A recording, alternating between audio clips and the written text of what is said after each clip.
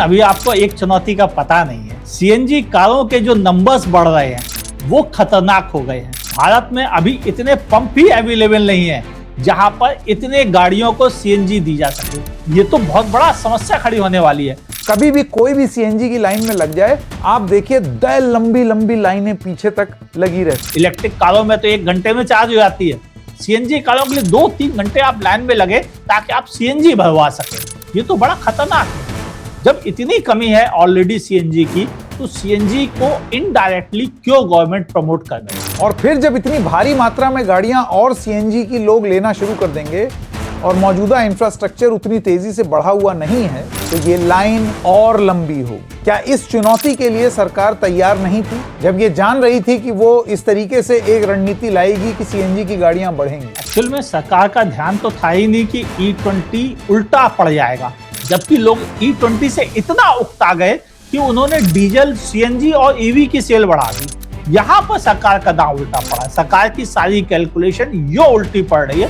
उनको तो ये करना चाहिए था भाई, पेट्रोल की कीमत ही कम कर दे ताकि लोग सीएनजी कारें कम ले। सीएनजी इनडायरेक्टली जो बढ़ रही है, इसे किसी से कंट्रोल करे, क्योंकि सीएनजी के पंप लगाना नए बहुत मुश्किल टास्क है। ये एक दिन में पूरा नहीं हो सकता। इससे ज्यादा आसान है E10 फ्यूल की सप्लाई रेगुलेट कर देना।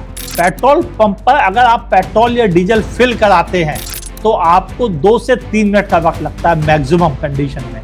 वहीं सीएनजी फिल कराने में आपको 3 मिनट से लेकर 7 मिनट तक का वक्त लग जाता है सिर्फ फिल करने में। इस समय 34% के आसपास सीएनजी कारें बिक रही हैं, यानी 34% से कई गुना ज्यादा पंप होने चाहिए थे, जबकि पंप का नंबर इस समय लेस देन 7%। और आप अगर कह रहे हैं कि हम 18,000 पंप कर देंगे सीएनजी के 2030 तक, तो ना नॉर्मन तेल होगा ना राधा नाचेंगे। कब बनेगा भैया वो? अभी तक का जो रेट है वो 800 से लेकर 1000 सीएनजी नए पंप लगाने का हर साल का है। तो फिर 2030 तक प्रपोज 18,000 कैसे हो पाएंगी?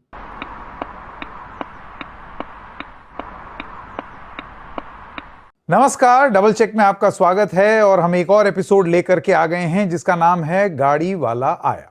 गाड़ी वाला आया के आज के एपिसोड में हम कार गुरु अमित खरे से पूछेंगे कि कार गुरु, ये पेट्रोल में ब्लेंडिंग, इथेनॉल वाली तो बहुत बात कर ली, अब बात हो रही है सीएनजी में ब्लेंडिंग। तो ये जो सीएनजी में ब्लेंडिंग है, ये मेरी गाड़ी के लिए, जैसे इथेनॉल में इतनी बातें हुई, डीजल की ब्लेंडिंग अभी सरकार ने बोल दिया कि अभी फिलहाल कोई इरादा नहीं है, लेकिन वो उस पे कार गुरु आपको बता चुके हैं कि अगर वो होता तो अर्थ का अनर्थ हो जाता। लेकिन सीएनजी की ब्लेंडिंग कितने पानी में है? क्या सीएनजी की ब्लेंडिंग से इंजन पर कोई फर्क है? और अगर इंजन पर फर्क नहीं है तो फिर फर्क किस चीज का है? तकलीफ कहां आएगी? जितना फायदा गिनाना जरूरी है, जो बात सच है, उतना ही जो नुकसान है या जो चुनौतियां हैं उनको भी बताना जरूरी है। और हमेशा कार गुरु सही को सही और गलत को गलत बोलते आए हैं। लोकप्रियता की होड़ में वो कभी नहीं पड़े हैं। अमित खरे जी, आपका बहुत बहुत स्वागत। थैंक यू याद करने के लिए। अमित जी, मैं सबसे पहले आपसे ये पूछना चाहता हूं, देखिए आपने पेट्रोल, डीजल की गाड़ियां वापस बिकना, ये सारी चीजें दर्शकों को बता दी, लेकिन डीजल के साथ साथ अब सीएनजी की गाड़ियों में भी एक अपटिक देखने को मिल रहा है, ईवी में भी दिख रहा है। ईवी के बारे में हम बात कर चुके हैं, पेट्रोल के बारे में, डीजल के बारे में। आज हम सीएनजी के बारे में बात करेंगे। मैं चाहूंगा पहले तो आप दर्शकों को यह बताएं कि सीएनजी में क्या ब्लेंडिंग हो रही है, उसके बाद नेक्स्ट क्वेश्चन, और कितनी। एक्चुअली क्या हुआ है कि सरकार ने गोवर्धन योजना के थ्रू गोबर गैस को सीएनजी के साथ ब्लेंड करने का प्लान बना लिया। अब गोबर गैस करंट कंडीशन में तो ब्लेंड होगी नहीं, वह ब्लेंड होगी तब जब उसमें से कार्बन डाइऑक्साइड, हाइड्रोजन सल्फाइड और वेपर, ह्यूमिडिटी, ये अलग की जाएगी, उसके बाद ही होगी। अब इसको अलग करने के लिए एडिशनली प्लांट लगाने हैं, और उन प्लांट लगाने के बारे में जो इंफ्रास्ट्रक्चर चाहिए, उसके लिए सरकार ने कुछ गाइडलाइन जारी कर दी है। अभी तक जो मार्केट में हो रहा था, गवर्नमेंट का ये कहना है कि वो लगभग 2% तक गोबर गैस को सीएनजी कार में मिक्स कर रहे थे, और वो 2% बहुत कम अमाउंट है। अभी वो उसे 5% लेके जाना चाहते हैं अगले 2-3 सालों में। 5% से एक्चुअली में कोई कारों पर तो बड़ा असर नहीं पड़ेगा, क्योंकि मीथेन की क्लोरोफिल जो वैल्यू कहलाती है, कैलोरीफिक वैल्यू, वो लगभग सिमिलर ही है। तो उससे एक्चुअली ड्राइव करते समय ना तो रेंज को लेकर कोई शिकायत होगी, ना फ्यूल एफिशिएंसी को लेकर कोई शिकायत होगी, और ना ही इवन साइज में भी गैस बहुत कम आएगी। ये अंतर इतना कम है कि इसे एक्चुअली टेस्ट करना भी बहुत मुश्किल है। बस केवल जिस चीज को लेकर लोगों को दिक्कत है, उनको लगता है क्या वो एक्चुअल में बगैर कंप्रेस की हुई, बगैर कार्बन डाइऑक्साइड हटाए हुए, बगैर सल्फाइड हाइड्रोजन सल्फाइड हटाए हुए, या भाप ह्यूमिडिटी वेपर इनको हटाए बगैर अगर फिल कर दी जाएगी तो जरूर दिक्कत आ सकती है, वरना इस तरह की कोई दिक्कत नहीं आएगी। ना ही इवन सीएनजी इंजन में कोई ट्यूनिंग में चेंज करने की एक्चुअली जरूरत पड़ेगी। यह है असली बात। ठीक है, तो 2% गोबर गैस मिलाने के बजाय अब 5% की बात हो रही है, जो कि फेज्ड मैनर में किया जाएगा। अगर उसको बहुत अच्छे से मिला दिया जाए तो कंप्रेस नेचुरल गैस में सीएनजी के जो इंजन हैं और जो पाइपलाइन है और सिलेंडर है, उसमें कोई फर्क नहीं पड़ेगा। कोई पार्ट्स का भी डैमेज होने की कोई गुंजाइश नहीं है। इतना कम फर्क है माइलेज का कि उसको आप गिन भी नहीं सकते। मतलब वो एकदम ही 19.5-20 वाला हिसाब किताब। यहां तक मैं आपकी बात समझ गया। अब मैं एक चीज ये जानना चाहता हूं, देखिए पेट्रोल के केस में बोला ये गया कि E20 कंप्लायंट इंजन में कोई दिक्कत नहीं आएगी, लेकिन दूषित E20 यानी कि उसमें जो पेट्रोल मिल गया, पेट्रोल में जो पानी मिल गया, जिसकी वजह से इथेनॉल पानी का हो गया और पेट्रोल अलग हो गया, उसने एडल्ट्रेटेड फ्यूल की शिकायतों को बढ़ा दिया। मैं आपसे ये जानना चाहता हूं कि इसके रखरखाव में इस गैस के क्या कोई चीज ध्यान रखने वाली है कि कहीं ये एडल्ट्रेशन की दिक्कत ना आए। यहां पर देखिए इथेनॉल ब्लेंड की बात नहीं हुई, अब इथेनॉल के प्रदूषित हो जाने की, दूषित हो जाने की, कंटेमिनेटेड हो जाने की बात होने लगी। क्या गोबर गैस मिक्स होकर के सीएनजी भी कंटेमिनेट हो सकता है कारगुरु? बिल्कुल, बहुत चांसेस हैं। उसका रीजन है कि जो भी गैस के साथ मेन कंपोनेंट है, जिसे हम गैस कहते हैं मीथेन, जो एक्चुअली में बर्न होती है, वो गैस तो 54% ही होती है गोबर गैस में। बाकी जो चीजें होती है जिनमें कार्बन डाइऑक्साइड काफी होती है, उसे हर हालत में हटाना पड़ेगा उस गोबर गैस के हिस्से से। साथ ही हाइड्रोजन सल्फाइड को भी हटाना पड़ेगा, वो भी बड़ी मात्रा में होता है, और हाइड्रोजन सल्फाइड एक्चुअल में एक डेंजरस गैस है, उसे हटाना बहुत जरूरी है। तीसरा नंबर पर जो वेपर भाप बनती है, वो भी उस गोबर गैस में शामिल होती है, उसको भी अलग से कंप्रेस करके हटाना पड़ेगा। यानी ये 3 फिल्टर करके चीजें हटानी पड़ेंगी। अगर ये तीनों फिल्टर प्रॉपर ढंग से नहीं की गई तो दिक्कत आएगी। जैसे अगर भाप ज्यादा बनेगी तो जो कारों में टैंक है उनमें पानी ज्यादा इकट्ठा हो जाएगा। अभी तक हर 3 साल में एक बार टैंक को क्लीन करवाना पड़ता था, पानी निकलवाना पड़ता, जिसे हाइड्रो टेस्ट करके थ्रू किया जाता था। अगर ये गोबर गैस के साथ ज्यादा वेपर आने लगे तो हो सकता है हमें 2 साल में ही करना पड़ जाए। ये जरूर एक चिंता की बात हो सकती है। बिल्कुल वैसे ही कार्बन डाइऑक्साइड का, अगर कार्बन डाइऑक्साइड की मात्रा बढ़ जाएगी, कम मतलब रिमूव करने के बाद भी बढ़ जाती है, तो फिर क्या बर्निंग उतनी अच्छी नहीं होगी, फिर दिक्कत जरूर चालू होगी इंजन्स में। लेकिन मुझे इतना पता है कि जो टेक्नोलॉजी इस समय उपलब्ध है, उससे कार्बन डाइऑक्साइड, हाइड्रोजन सल्फाइड और वेपर तीनों बड़ी आसानी से गोबर गैस से निकाले जा सकते हैं, और ऑलमोस्ट 99% से ज्यादा निकाले जा सकते हैं। तो रिस्क कम है, बशर्ते ईमानदारी से ये काम किया जाए। ये लास्ट में आपने मारा ना, लास्ट में, और यही मेरा सवाल था। देखिए, जब हम इथेनॉल में कंटेमिनेशन की बात करते हैं तो इथेनॉल अपने आप में बहुत ही ट्रिकी है कारगुरु। आपकी बातचीत से जो मुझे समझ में आया उसमें यह है कि आपने ब्लेंड तो कर दिया, सारी आपने चीजों का ध्यान रख करके उसको ब्लेंड करके पंप तक पहुंचा दिया, लेकिन पंप में उसमें पानी अगर चला गया तो इथेनॉल पानी का हो जाएगा, पेट्रोल से अलग हो जाएगा। यानी कि उसको पानी से दूर रखना बहुत जरूरी है। अब पानी बहुतायत में होता है, खासतौर से बारिश के सीजन में, आपके सिलेंडर और टैंक पुराने हैं, चलिए ये सब चीजें। आपको लगता है कि यहां पर गोबर गैस में सिर्फ और सिर्फ कार्बन डाइऑक्साइड, भाप और हाइड्रोजन सल्फाइड के सेपरेशन, इसके सेपरेशन तक की ही चुनौती है, ये वाली चुनौती नहीं है जैसे हमने इथेनॉल में देखी है कि किसी भी स्टेज में पानी पड़ जाए तो कांड हो जाए। लेकिन अभी आपको एक चुनौती का पता नहीं है, ध्यान से समझिएगा। सीएनजी कारों के जो नंबर्स बढ़ रहे हैं वो खतरनाक हो गए हैं। भारत में अभी इतने पंप ही अवेलेबल नहीं है जहां पर इतने गाड़ियों को सीएनजी दी जा सके। ऑन रिकॉर्ड इस समय 4.5 व्हीकल जो ऐसे हैं जो सीएनजी के साथ चल रहे हैं। रजिस्टर्ड और कितने नॉन रजिस्टर्ड हैं उनका कोई नंबर नहीं है। बहुत से लोग ऐसे हैं जो कार खरीद के उसमें सीएनजी किट लगवा चुके हैं और उनका रजिस्ट्रेशन आरटीओ ऑफिस में जाकर नहीं करवाया है। ऐसे लोगों के नंबर को अगर जोड़ देते हैं तो ये संख्या 5 से 6 भी हो सकती है। अब इतने सारे व्हीकल को सीएनजी अवेलेबल कराना, जिसमें कि टैक्सी कोटे वाले लोगों को एक दिन में 4 से 5 बार सीएनजी फिल करनी पड़ती है, कम से कम कहीं कहीं 6 बार भी फिल करनी पड़ती दिल्ली एनसीआर में चलने वालों को।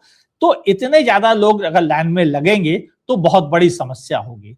अभी तक जो रिकॉर्ड है इस समय, उस हिसाब से लगभग 8,000 कुछ पंप इंडिया में चल रहे हैं, ऑपरेशनल है, जबकि उनको 45 करोड़, मतलब 4.5 करोड़ व्हीकल्स को एक्चुअली उन्हें फुल करना पड़ता है, जो प्रैक्टिकली पॉसिबल नहीं है। प्रपोज्ड ये है कि आगे फ्यूचर में ये लगभग 800 से लेकर 1,000 सीएनजी पंप हर साल ओपन करेंगे, ये इनका टारगेट है। और 2030 तक ये 18,300 पंप पर ले जाना चाहते हैं, जबकि ये बहुत मुश्किल टास्क है क्योंकि अवेलेबिलिटी नहीं है इस समय गैस की और उनके इंफ्रास्ट्रक्चर की, क्योंकि गैस पाइपलाइन के थ्रू जाता है और पाइपलाइन को एक दिन में डाल नहीं सकते आप। उसको डालने के लिए टेंडर प्रक्रिया ही 1.5 से 2 साल की होती है। अगर एक शहर से दूसरे शहर ले जाना है, एक नए शहर में सीएनजी फिल करानी है, तो इसमें ही सालों लगने हैं। तो ओवरऑल सीएनजी गाड़ियां इकट्ठा हो रही हैं, सीएनजी पंप हमारे पास मौजूद नहीं है, तो ये तो बहुत बड़ा समस्या खड़ी होने वाली है। गोबर गैस से एक्चुअल में गैस की सप्लाई पर तो फायदा होगा सरकार को कि वो थोड़ी सप्लाई सुलभ हो जाएगी। अभी लगभग 50% सीएनजी आयात की जाती है, 50% इंडिया में प्रोड्यूस हो जाती है। अब अगर आप 5% मिला देंगे तो आपको थोड़ा सा बेनिफिट मिल जाएगा, लेकिन ये बेनिफिट जिस नंबर से गाड़ियां बढ़ रही हैं सीएनजी की, उसके लिए तो बड़ी समस्या आगे फ्यूचर में खड़ी होने वाली है।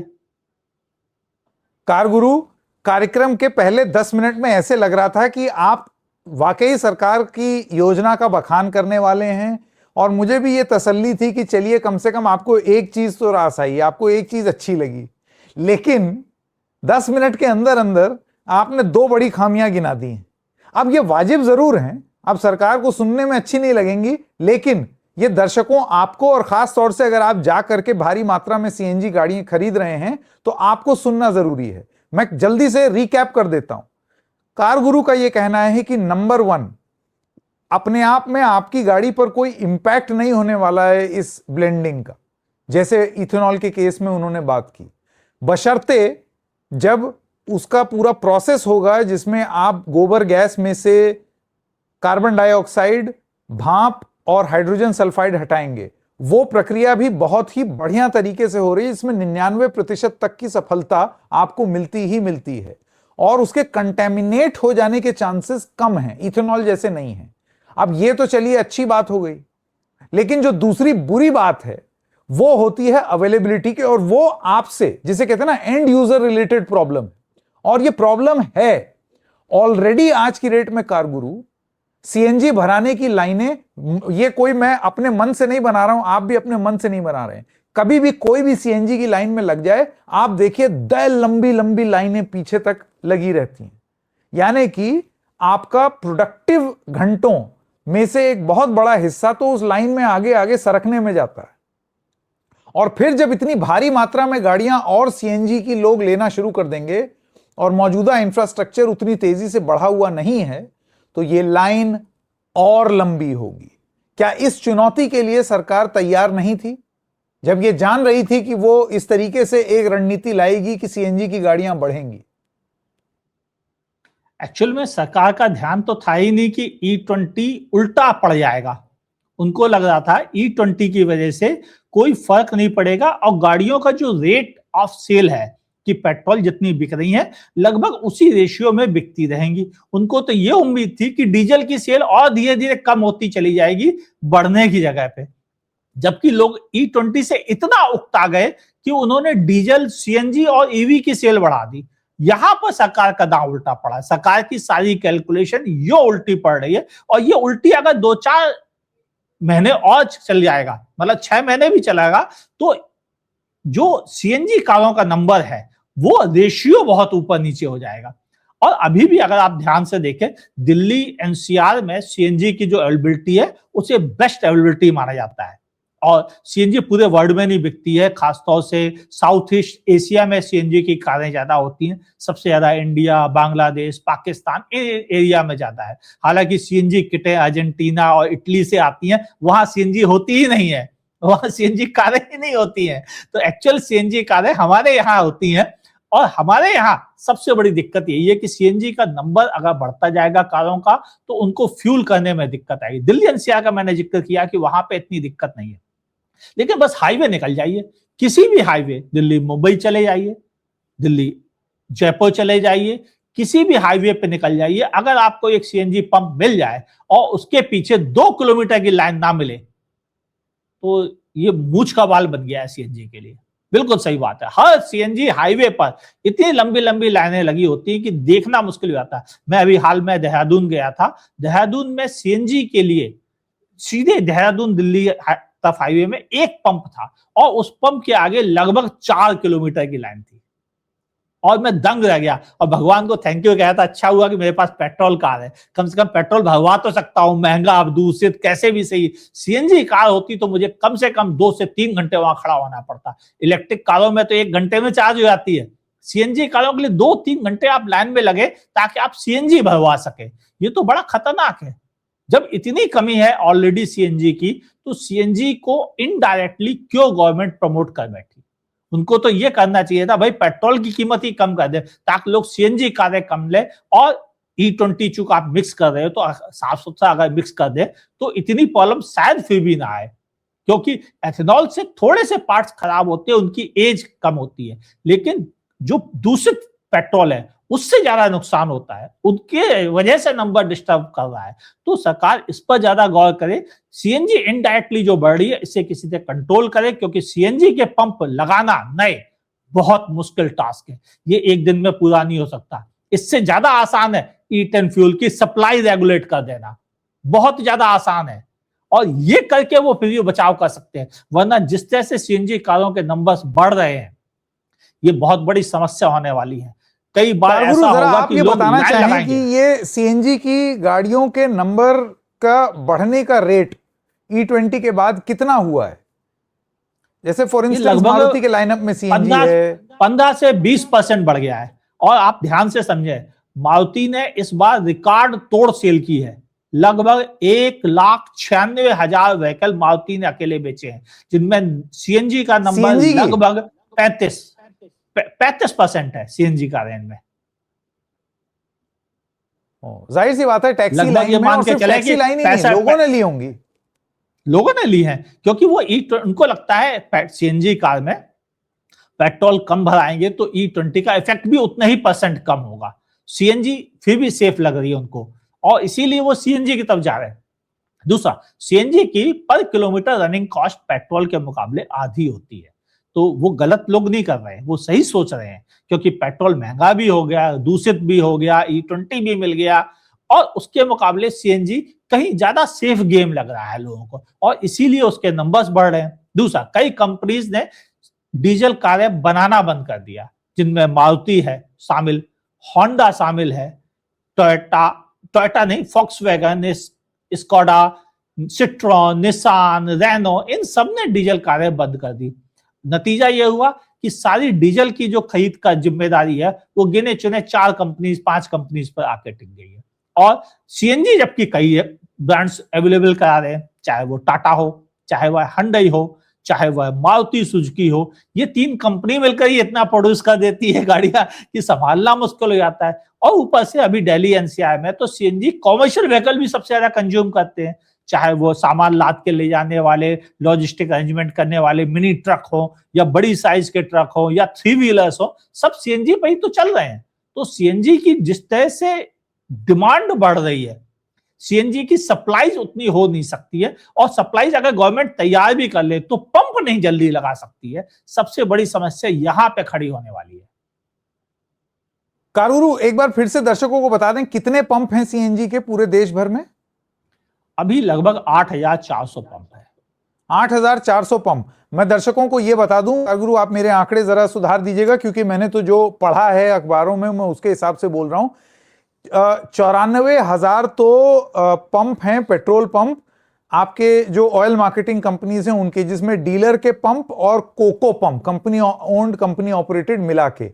और इसके अलावा जो पंप हैं वो आपके जो प्राइवेट प्लेयर्स हैं, जैसे नयारा, एसआर, जियो, इन सब का मिला के करीब करीब 1,04,000 के आसपास पेट्रोल पंप इस देश में है। अगर आप उसको सीएनजी पंप से तुलना करें तो हमारे पास सीएनजी पंप तो 1/10 भी नहीं है पेट्रोल और डीजल के पंप के मुकाबले।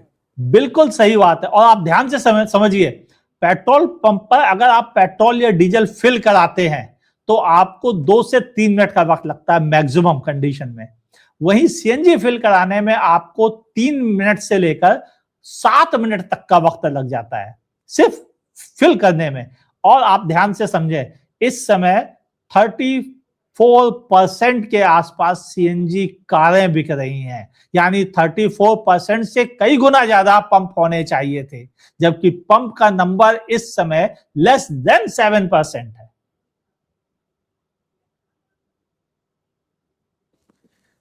कारगुरु, आपको नहीं लगता आपको सरकार को जाके ये सब चीजें बतानी चाहिए? मतलब जो भी रणनीतिकार हैं, जो रणनीति बना रहे हैं, उनको ये दिख नहीं रहा है, ये कॉमन सेंस दिखाई नहीं दे रही है, आज की वो लंबी लाइनें दिखाई नहीं दे रही।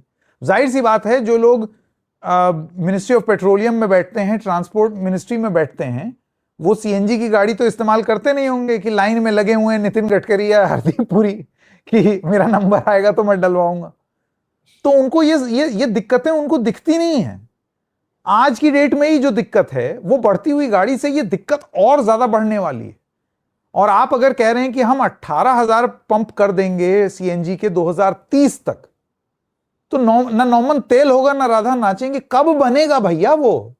तब तक तो यहां आप समझ रहे हैं 4 साल का रनवे, 4 साल में इतनी सीएनजी गाड़ियां बिक जाएंगी, हाहाकार मच जाएगा एग्जिस्टिंग पंप पर।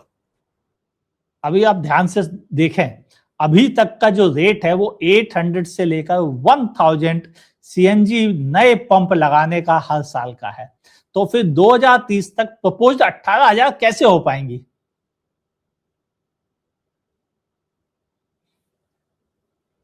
नहीं हो सकता, जाहिर सी बात है। मतलब आप हद से हद जो है 4,000 पंप और कर लेंगे, 8,000 में 4,000, 12,000, इससे ज्यादा आप नहीं जा पाएंगे। अच्छा, उसमें भी कारगुरु डेंसिटी, सीएनजी पंप की डेंसिटी वो हर जगह नहीं है, वो तो कुछ शहरों में है। अब दिल्ली एनसीआर में आप बढ़ा सकते हैं, तो दिल्ली एनसीआर की गाड़ियां तो सीएनजी पे चल सकती हैं। हाईवे उसका पेनिट्रेशन नहीं है, बहुत सारे शहरों में सीएनजी का कॉन्सेप्ट ही नहीं है, आज भी नहीं है। ऐसे शहरों की संख्या थोड़ी बहुत नहीं है, बहुत ज्यादा है। ये गवर्नमेंट ने पिछले 2 साल पहले लगभग एक प्रपोज किया था कि हम 500 शहरों में सीएनजी पंप खोलना चाहते हैं, जबकि मेरी सलाह थी ये 500 शहरों में सीएनजी 2020 तक ही आ जानी चाहिए थी, क्योंकि तभी इतने नंबर हो चुके थे। आज अगर हाईवे पे आप लाइन देख के दंग रह जाते हैं तो सिटी की लाइनें कहां कम है। दिल्ली में भी अगर आप किसी भी सीएनजी पंप पे जाएं तो एवरेज 25 मिनट से लेकर 1.5 घंटे के बीच का है इस समय। पीक आवर्स में ये बढ़ जाता है उल्टा। सर, तो 2-2-3-3 घंटे लोग छोटे शहरों में क्या होगा? मैं आपको यह भी बता दूं, 2-2-3-3 घंटे लोग खड़े रहते हैं, और वो उन्होंने ऐसे बांध रखे हैं सीएनजी पंप वाले कि वो पंप वाला ही बता देता है कि सुबह इतने बजे आओ, इस समय रश कम होगा, या रात में इतने बजे आओ, इतने बजे रश कम होगा। या फिर घर के लोग जो हैं वो रिले रेस कि एक काम करना, आधा घंटा तुम गाड़ी धीरे धीरे आगे सरकाना, फिर मैं आके टेक ओवर कर लूंगा बाइक से। ये तो हाल है अभी मौजूदा, मेरी आंखों का देखा हुआ है। और उसमें जब और सीएनजी गाड़ियां आ जाएंगी और पंप का अनुपात नहीं बढ़ेगा तो ये लाइनें कहां पहुंच जाएंगी कारगुरु? कुछ नहीं कह सकते। सरकार, देखिए, गोबर गैस मिलाना अच्छा डिसीजन है, मुझे कोई शिकायत नहीं लग रही इसमें, मगर इससे ज्यादा जरूरी था कि सरकार को सीएनजी पंप लगाने की संख्या पर काम करना चाहिए था। और आज से नहीं, अगर ये 10 साल पहले शुरू किया था तो आज की स्थिति इतनी भयावह नहीं होती। आगे ये नंबर जिस तरह से बढ़ रहे हैं, ये भयावह और होने वाली है। 2030 तक जो हालात हो जाएंगे उसको संभालना बड़ा मुश्किल होगा। कहीं ऐसा ना हो कि लोग सीएनजी गाड़ियों को निकाल कर सीएनजी किट और उनमें पेट्रोल भरवा के चलना शुरू कर दे, यानी सीएनजी टैंक तो लगा हुआ लेकिन गाड़ी पेट्रोल पर ही चल रही है। या फिर ये हो सकता है कि वो जबरदस्ती इसे कूड़े के भाव बेचकर एक इलेक्ट्रिक व्हीकल खरीदने के बारे में सोचने लग जाए, और उस समय इलेक्ट्रिक व्हीकल की वजह से जो ग्रिड पर लोड पड़ने वाला है उसके बारे में कोई बात नहीं हो रही, क्योंकि एक इलेक्ट्रिक कार में इतनी बिजली लगती है कि आप ये समझो कि एक मोहल्ले के 6, 7, 8, 10 घर भी एक हफ्ते चला सकते हैं उतनी लाइट। तो सच बात मतलब तो ये है कि बिजली की समस्या भी खड़ी होने वाली है अभी तो। अरे अब मैं कह रहा हूं, जो आंकड़ा था वो खतरनाक है। कारगुरु, एक एपिसोड में एक ही समस्या बताइए, इतनी समस्या झेल नहीं पाएंगे। हर बार आप इतनी समस्या बता देते हैं। मैं अगर पॉलिसी मेकर होता तो मैं तो ये एपिसोड बंद कर देता कि ये आदमी सिर्फ समस्या बताते चला जा रहा है। लेकिन दर्शकों, आप जान लीजिए, इसमें से कोई भी ऐसी चीज नहीं है जो कारगुरु ने बोली है अब तक जिसको आप झुठला सकें। कोई पॉलिसी मेकर इस बात को झुठला नहीं सकता है, क्योंकि ये हकीकत है और वो हकीकत आप जी रहे हैं। उन्होंने बोला एवरेज कम होगी, सरकार ने पहले डिनाई किया, माना। उन्होंने बोला कि इथेनॉल से इंजन में फर्क पड़ेगा मेंटेनेंस में, सरकार ने पहले डिनाई किया, माना। डीजल को लेकर के आपको चेताया सरकार की तरफ से, अब संसद में यह बोला गया है कि डीजल को अभी हाथ नहीं लगाएंगे। डर गए, जाहिर सी बात है, ट्रांसपोर्ट यूनियन से और ट्रक एसोसिएशन से और किसानों से आप पंगा नहीं ले सकते। और अब सीएनजी को लेकर के जो वो बोल रहे हैं वो आप लोगों के सामने है। तो अब आप लोगों को सचेत हो जाना है कि ये जो विकल्प आप चुन रहे हैं इथेनॉल के बदले, वो क्या सही मायने में अच्छा विकल्प है या नहीं है। या ये ना हो कि आपने गाड़ी तो ले ली लेकिन उसके बाद फिर आप अलग किस्म के संघर्ष में जुटे हुए हैं और फिर अपने आप को कोसेंगे कि यार ये क्यों कर लिया मैंने। कारगुरु, आज की डेट में कोई इंसान इथेनॉल का मारा, सीएनजी की लाइन का मारा, डीजल के डीपीएफ का मारा, इलेक्ट्रिक व्हीकल के आग लग जाने या बिजली के बिल बढ़ जाने का मारा, वो क्या करे? साइकिल से चले। वैसे अच्छा सॉल्यूशन है सर। कम से कम शरीर की एक्सरसाइज हो जाएगी, थोड़ी हेल्थ ठीक हो जाएगी। बस प्रॉब्लम ये है ना कि हम लोग आजकल कभी कभी 20-20 किलोमीटर भी गाड़ी चला के जाते हैं, जो साइकिल से पॉसिबल नहीं है। किसी जमाने की बात अलग थी कि हमें 1 किलोमीटर, 1.5 किलोमीटर, 3 किलोमीटर जाना पड़ता था, तो साइकिल से जा सकते थे, बिल्कुल सही बात है। लेकिन ये आज के दौर में पॉसिबल नहीं है। हमको मोटर व्हीकल की जरूरत पड़ेगी और मोटर व्हीकल के लिए इंफ्रास्ट्रक्चर का बिल्कुल सटीक होना बहुत जरूरी है और यहाँ पर सरकार को काम करना चाहिए। वो ये बहाने ना बनाए कि ठीक है इंफ्रास्ट्रक्चर लंबे समय से सुधरा नहीं था। पेट्रोल डीजल की समस्या उतनी नहीं है क्योंकि कम से कम उसका इंफ्रा है हमारे पास। वहां पर आपने कभी नहीं देखा होगा कि पेट्रोल डीजल भरवाने के लिए लोगों को 2-2 किलोमीटर लाइन लगती हो, लेकिन सीएनजी के लिए 2 किलोमीटर की लाइन को एवरेज लाइन माना जाता है आज की डेट में। और हर सीएनजी ऑनर, कार ऑनर अगर दिल पे हाथ रखेगा तो कहेगा भाई साहब बहुत लंबी लाइन लगती है, और वो ये सुनते हमारे वीडियो देखते ही समझ जाएगा कि उसके दिल की बात कही गई है पहली बार किसी व्यक्ति ने, और इतने जोश से उठाई है कि आगे जो हालात बनने वाले हैं और सीएनजी गाड़ियां बिक रही हैं जिस ढंग से, जिस तरह से उसका रेट बढ़ रहा है, सीएनजी पंप को बढ़ाना बहुत जरूरी है। सरकार बढ़ा ले, बहुत तेजी से बढ़ाए। इसके लिए क्या उसे तरीका चाहिए वो अपनाए। मेरे हिसाब से सीएनजी की उपलब्धता जितना बड़ा इशू नहीं है, उतना उसकी इंफ्रास्ट्रक्चर को चारों तरफ सप्लाई के लिए तैयार करना वो ज्यादा बड़ी समस्या है। और अगर वो हो जाए, कुछ नए शहरों में सीएनजी का पदार्पण हो जाए, तो शायद समस्या काफी कम हो सकेगी। आदर्श रूप से, मेरा आखिरी सवाल, आदर्श रूप से कितने सीएनजी के पंप इस देश में होने चाहिए कि आपका वेटिंग टाइम और फिलिंग टाइम पेट्रोल और डीजल जितना ही हो जाए आइडियली? लगभग मेरे हिसाब से 40,000 से लेकर 45,000 पंप होने चाहिए पूरे इंडिया में, और जिनमें हाईवे पे ये नंबर्स ज्यादा होना चाहिए। इस और समय हैं से 10 कितने? दिन सिर्फ 8,400। 8,500 पंप हैं, होने चाहिए 40 से 45,000। तब तो जा करके वो पेट्रोल और डीजल जैसी नौबत आएगी कि आप गए, आपका सीएनजी कम हो रहा है, खट्ट से गाड़ी मोड़ी भराया और उसके बाद फिर आगे निकल गए। और ऐसी स्थिति अभी नहीं है।